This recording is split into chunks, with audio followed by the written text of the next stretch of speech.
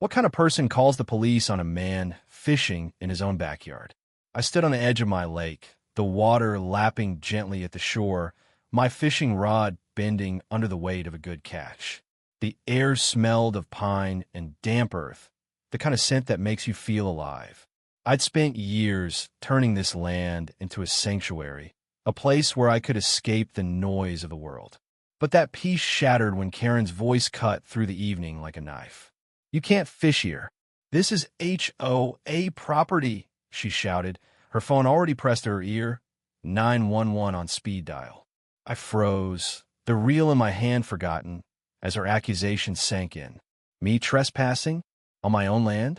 The lake was mine. I'd bought it a decade ago, a sprawling 10 acres of water and woods, long before the HOA's manicured lawns and cookie-cutter houses crept up to its borders. My deed was ironclad, my rights clear as the water I stood beside.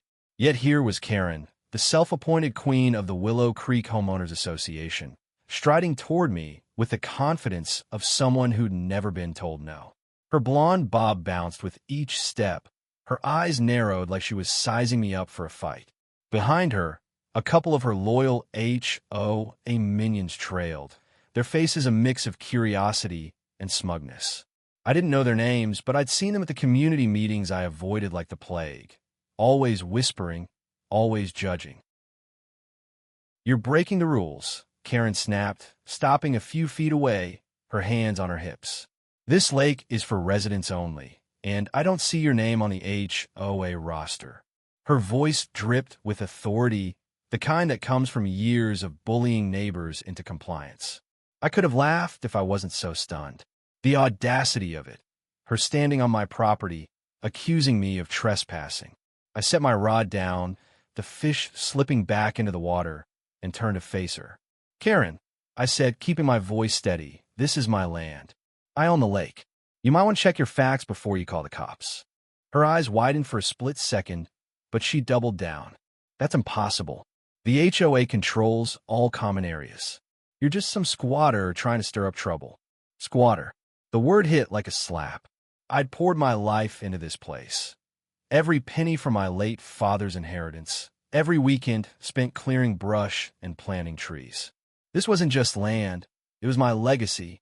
And now, this woman, who probably couldn't tell a bass from a trout, was calling me a squatter on my own soil. I opened my mouth to respond, but the distant wail of sirens cut me off. She'd actually done it. She called 911. The police car pulled up minutes later, its lights flashing across the water like some absurd disco show. 2 officers stepped out, one young and nervous, the other older, with a weary look of someone who'd seen too many petty disputes. Karen rushed toward them, her voice rising as she pointed at me. "He's trespassing. He's fishing illegally, and he's refusing to leave." The younger officer glanced at me, then at the lake, clearly unsure what to make of this. I raised my hands, not in surrender, but to show I wasn't here for a fight. "Officers," I said, "my name's Ethan Caldwell. I own this property. I've got the deed to prove it." The older officer, whose badge read Sergeant Harper, nodded slowly.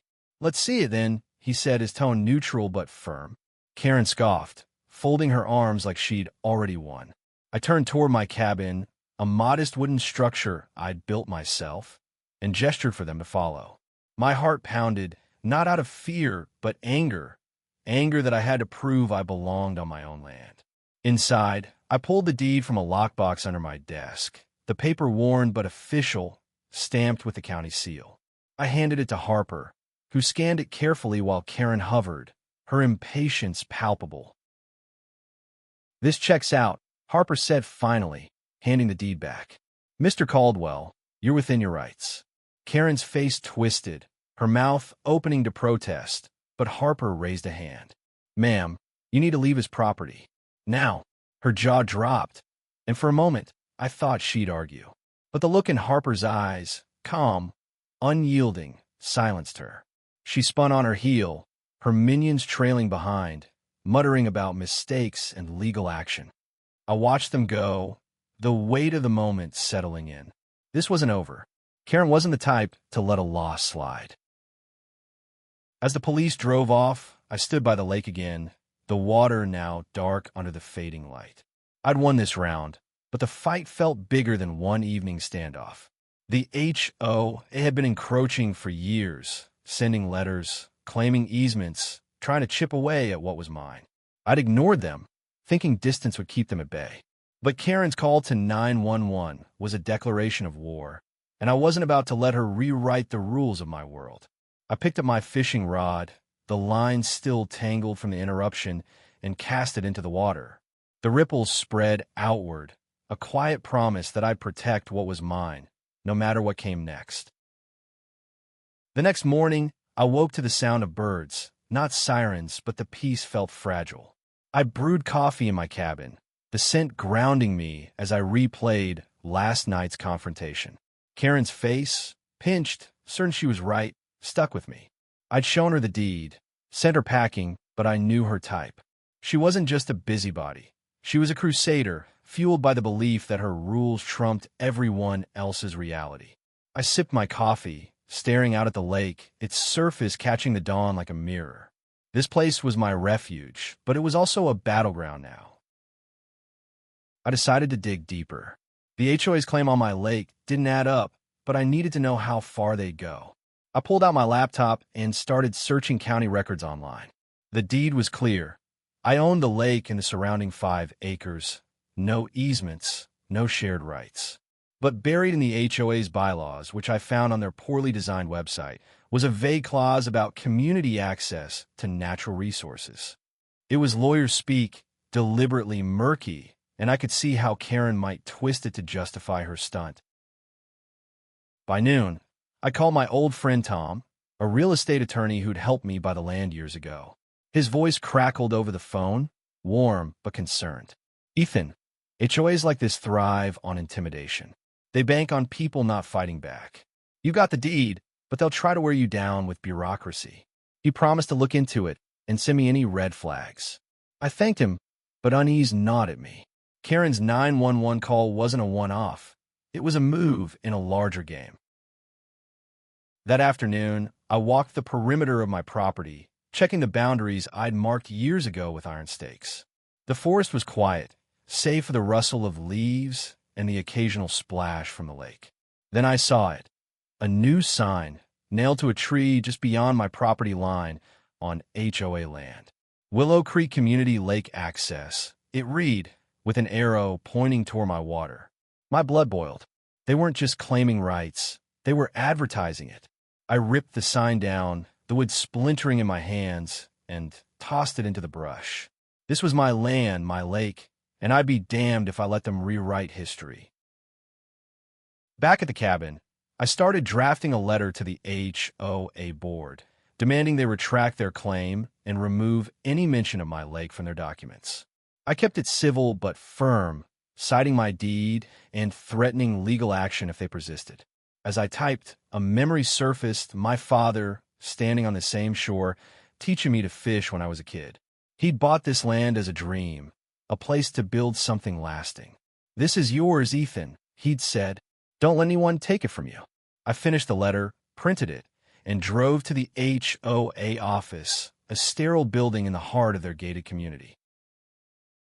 The office was empty except for a receptionist who barely looked up from her phone. I slid the letter across the counter, asking for it to be delivered to the board.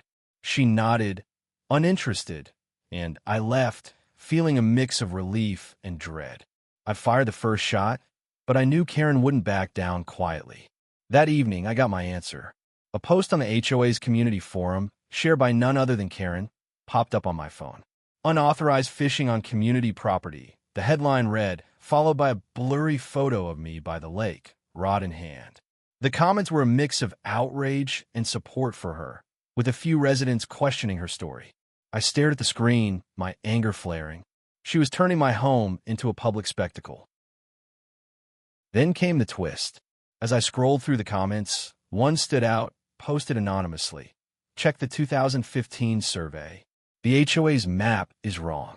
My heart skipped. A survey? I hadn't heard of one, but if it existed, it could prove my boundaries beyond doubt. I called Tom again, my voice urgent. "Find me that survey." I said.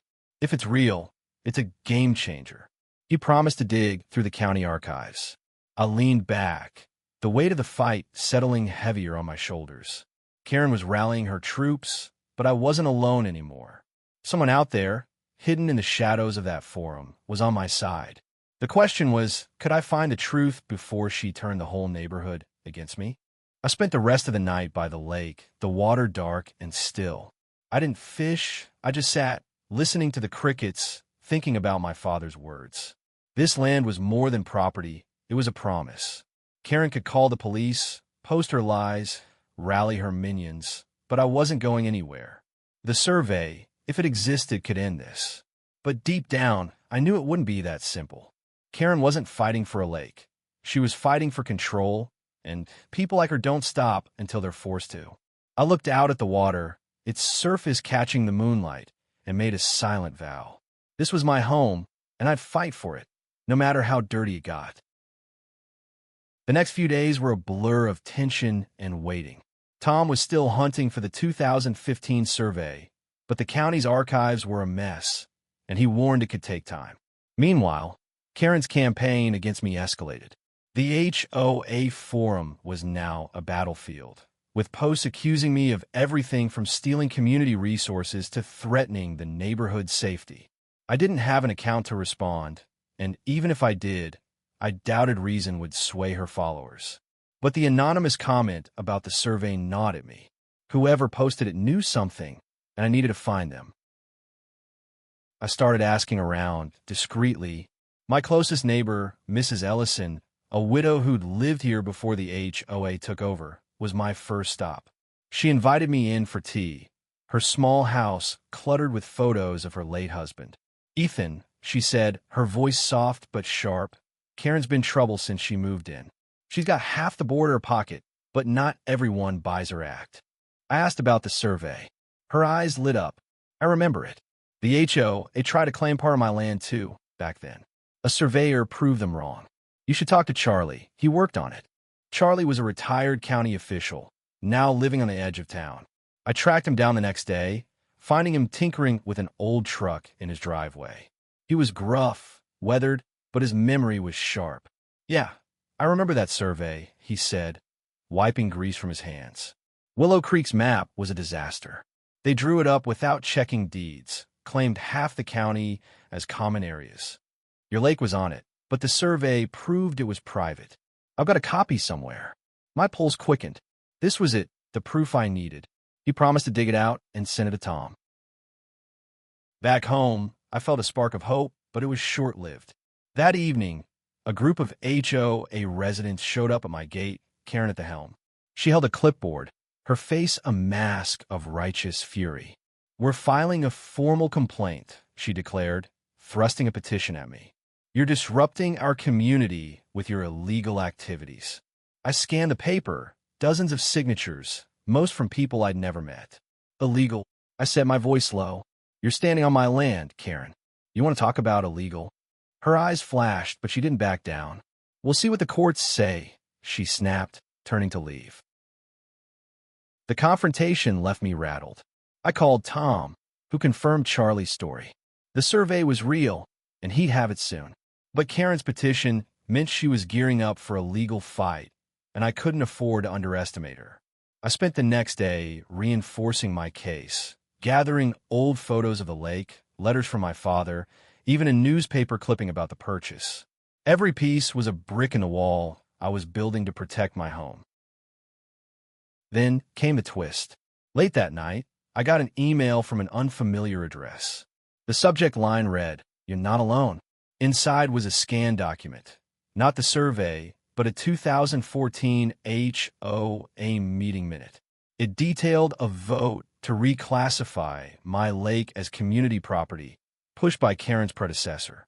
The vote had failed, but the document noted a pending map revision that never happened. The sender signed off as a friend. My heart raced. This wasn't just about Karen. The HOA had been eyeing my land for years. The survey would prove my ownership, but this document showed their intent to steal it. I forwarded it to Tom, who called immediately. "This is gold, Ethan," he said. It shows bad faith. If they're still using that old map, they're knowingly overstepping. I felt a surge of adrenaline. The fight was shifting in my favor, but I needed to be careful. Karen's petition was gaining traction, and the HOA was holding an emergency meeting in 2 days to address the lake issue. I decided to attend, something I'd never done before. If they wanted to fight, I'd bring it to them. The morning of the meeting, I stood by the lake, watching the sun rise. The water was calm, a stark contrast to the storm brewing in my chest. I thought of my father, his hands rough from years of work, his dream of this place. I wasn't just fighting for myself. I was fighting for him, for the promise he'd left me. I grabbed my deed, the survey Charlie had sent, and the mystery document. My evidence was ready, but so was Karen. I could feel it. She'd come prepared, and this meeting would be a showdown. As I headed to my truck, the lake reflected the sky, a reminder of what was at stake. This wasn't just about fishing rights. It was about who got to decide what home meant. The HOA meeting room was a sterile box, all fluorescent lights and beige walls, packed with residents who eyed me like I was an intruder. I stood at the back, my folder of documents tucked under my arm, feeling the weight of their stares. Karen presided at the front, her voice crisp as she called the meeting to order. "We're here to address the unauthorized use of our community lake," she began, her eyes flicking to me. The crowd murmured, some nodding, others shifting uncomfortably. I kept my face neutral, but inside, I was coiled tight, ready for whatever she threw my way. She laid out her case with the precision of a prosecutor. Slides projected on a screen showed the lake, my cabin, even that blurry photo of me fishing. "This man," she said, pointing at the image, "has been defying our bylaws, fishing without permission, and refusing to cooperate." The petition was passed around, its signatures a silent accusation. I noticed Mrs. Ellison in the crowd, her lips pursed, and a few others who avoided my gaze. But then I saw him, a nervous-looking man in his 40s, sitting near the back, his hands fidgeting. Something about him felt familiar, like he was the key to the anonymous email. When Karen opened the floor, I stepped forward. "My name's Ethan Caldwell," I said, my voice steady despite the pounding in my chest. "And that lake you're talking about? It's mine." I held up the deed, letting the room see it. "I've got the title, the survey, and proof the HOA's map is wrong." I passed copies to the board members, who looked startled.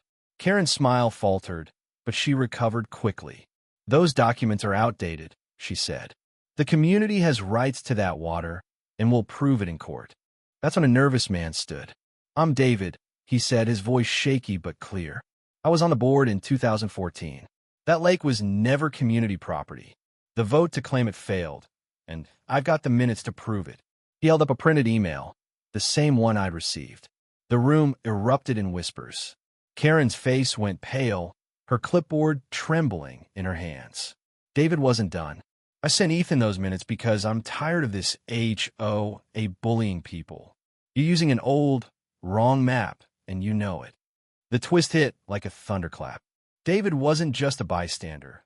He was my friend, the one who tipped the scales. The crowd turned on Karen, questions flying. "Is that true? Why wasn't this disclosed?" She stammered, trying to regain control, but the board chair, a stern woman named Linda, cut her off.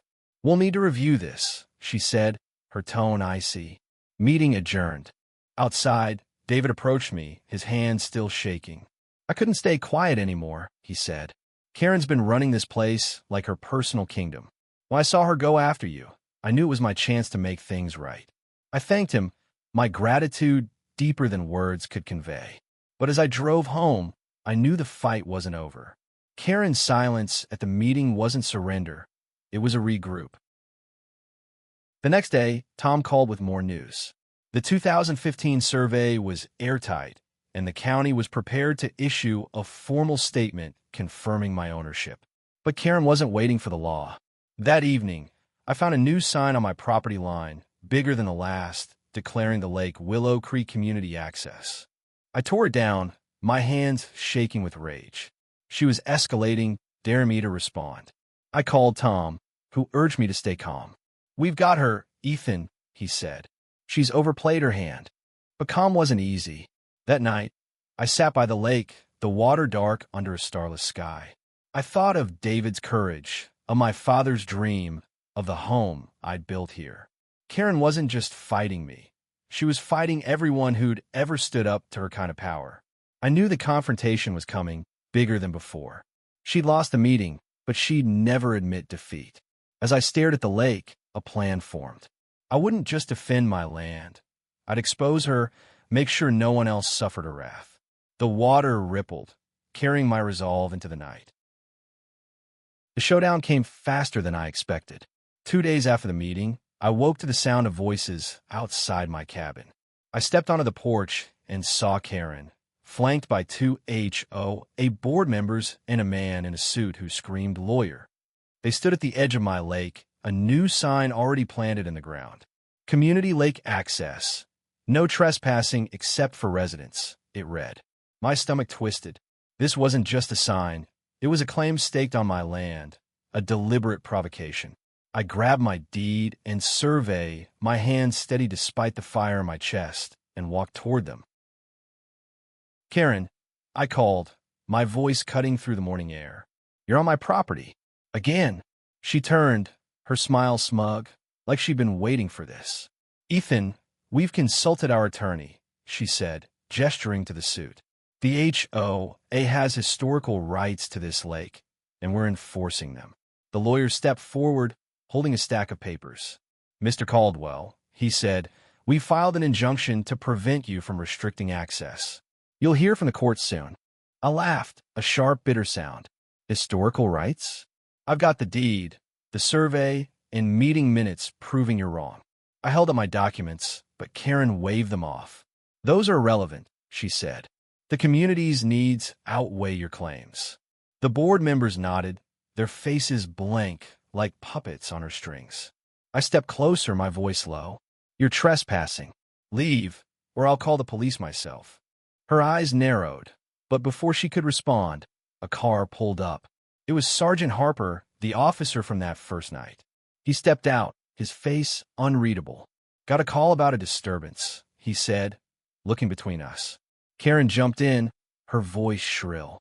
"He's threatening us. We're here legally, protecting community property."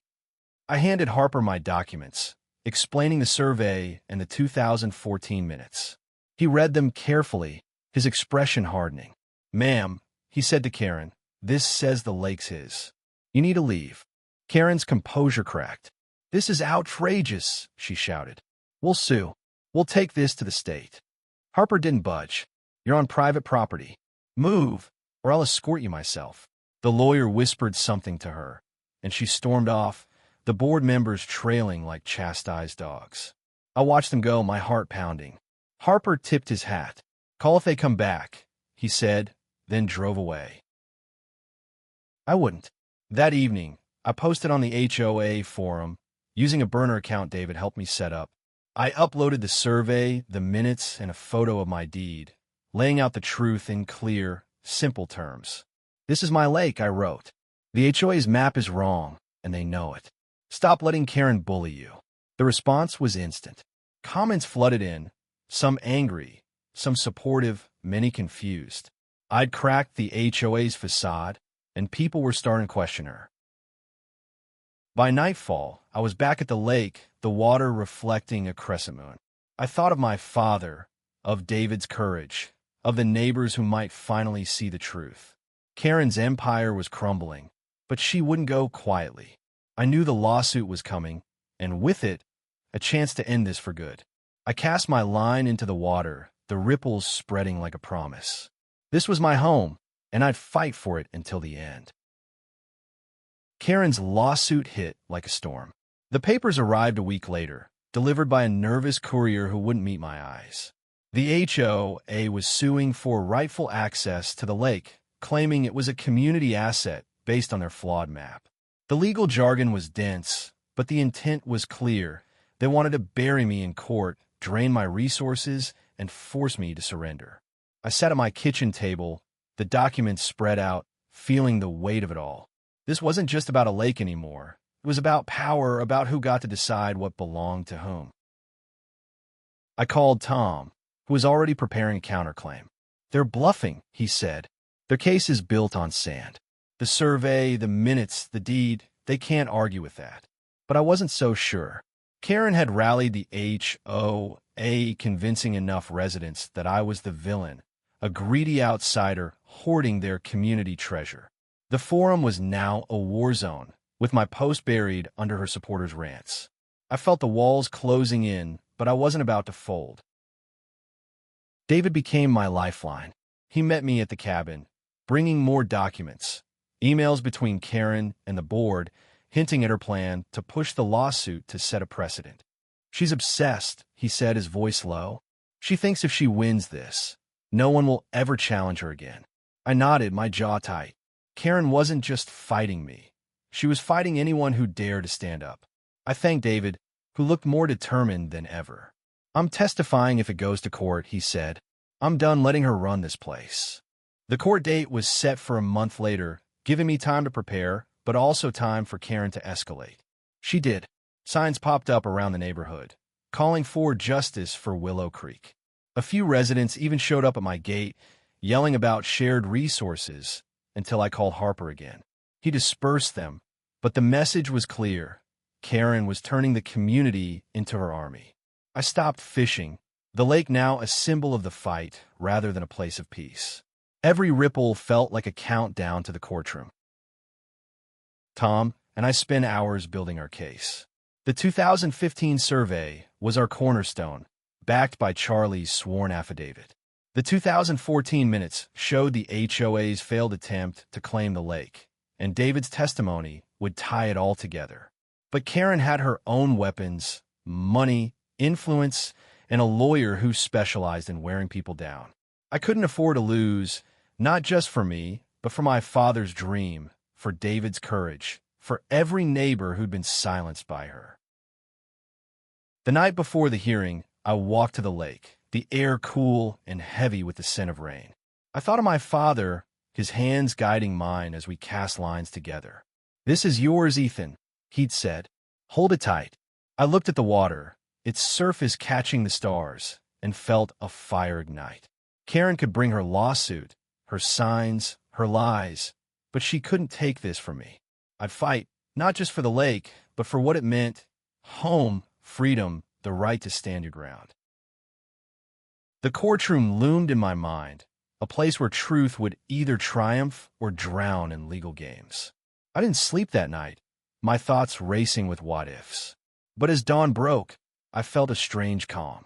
The lake was mine, and no amount of HOA bullying could change that. I packed my documents, ready to face Karen one last time, knowing this wasn't just my fight, it was a stand for anyone who'd ever been pushed too far.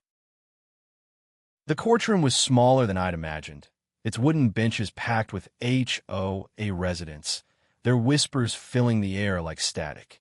Karen sat at the plaintiff's table, her posture rigid, her eyes fixed on the judge. I took my place beside Tom, my folder of evidence heavy in my hands. David was there too, seated behind me, his presence a quiet reassurance. The judge, a no-nonsense woman with gray hair, called the room to order. I felt the weight of the moment. This was it, the final stand. Karen's lawyer went first, spinning a tale of community rights and historical access. He waved the HOA's map like it was gospel, ignoring the survey and minutes. Karen took the stand, her voice dripping with sincerity as she painted me as a selfish recluse stealing from a neighborhood. I clenched my fists, but Tom's hand on my shoulder kept me steady. "Our turn," he whispered. Tom dismantled their case with surgical precision.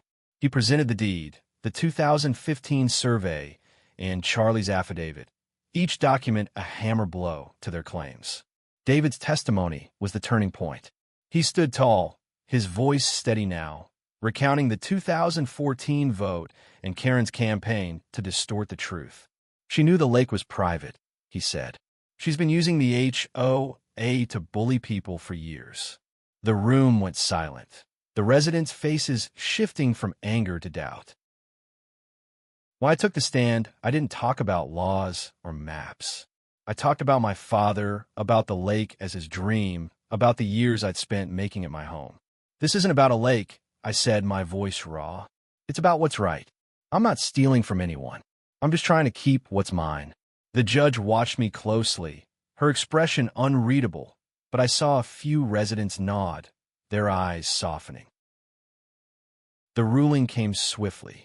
The judge dismissed the HOA's claim, citing the survey and minutes as undeniable proof of my ownership. The lake is Mr. Caldwell's, she said. The HOA has no legal basis to interfere. Karen's face collapsed, her empire of control crumbling in front of everyone. The residents murmured, some glaring at her, others looking away.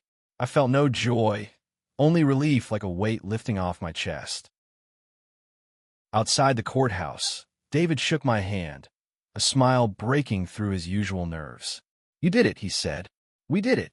I thanked him, knowing his courage had tipped the scales. Back at the lake that evening, I stood on the shore, the water calm under a golden sunset. For the first time in weeks, I cast a line, the act feeling like a reclaiming of my peace. The HOA didn't stop entirely. Karen resigned, but the board sent a tepid apology, promising to update their maps. I didn't care. The lake was mine, not just on paper, but in my heart. I thought of my father, of David, of the neighbors who'd started questioning the HOA's grip. This fight wasn't just about me. It was about standing up, about holding on to what matters. As the fish tugged my line, I smiled, the ripples spreading outward, a reminder that some things are worth fighting for.